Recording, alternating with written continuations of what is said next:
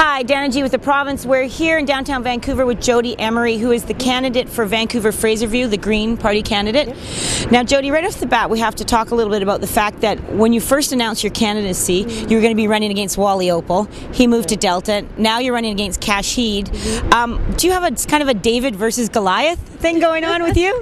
Well, I do want to be able to criticize these people in high standing that have done a poor job of handling the situation and have really let down their constituents in Vancouver-Fraserview, and Wally Opal, as the Attorney General, has let down all of BC. So, Jodie, does being with the Green Party, though, make it a little bit easier to sell the prohibition stuff, the pro-marijuana stuff? Is it easier than being the marijuana party? Yes, because as the marijuana party is seen as a one-issue party, and it really was, that was the one policy that they were advocating, is ending prohibition. So to have the Green Party endorse the same sort of policy is fantastic. The prohibitionist drug war policy is absolutely a failure, and it's an expensive failure. And in this time of economic distress, we need to look at where we're spending money, and we could stop spending a lot of it in law enforcement, save millions of dollars for other purposes, and also move billions of dollars from the illegal drug trade into the legitimate economy, and that would really help a lot with this. Well, the legalized word is a bad word in politics. Never say legalize.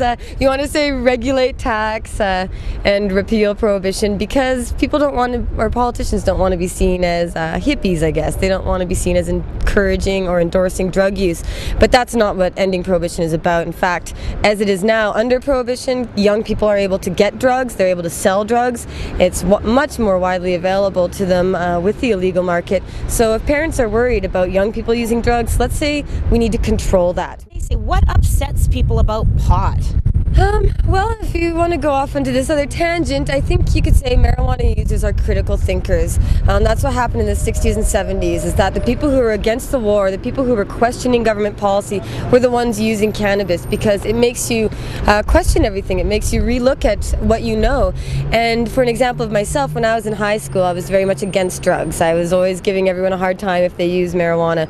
But my best friends who used cannabis were the only ones talking about worldwide politics, current events and news. They knew all about Afghanistan and the oil wars and all of that. Your husband is Mark Emery, aka the Prince of Pot, and all that stuff. So this is obviously a discussion that happens a lot in your household.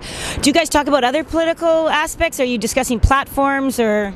Well, we talk about various things, but mostly you can relate prohibition to almost everything.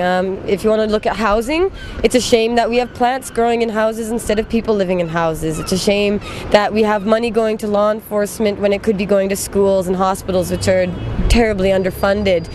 You look at the economy, again, we could invest in hemp, which is an amazing plant. It can make everything from plastics to papers to fuel to medicine to food, and we would be able to create an enormous industry out of that if we just were able to look at it and accept it. So pretty much every policy we're able to talk about, we can tie it back into marijuana, and I know that sounds like a pothead thing to do, but it really is related to pretty much everything.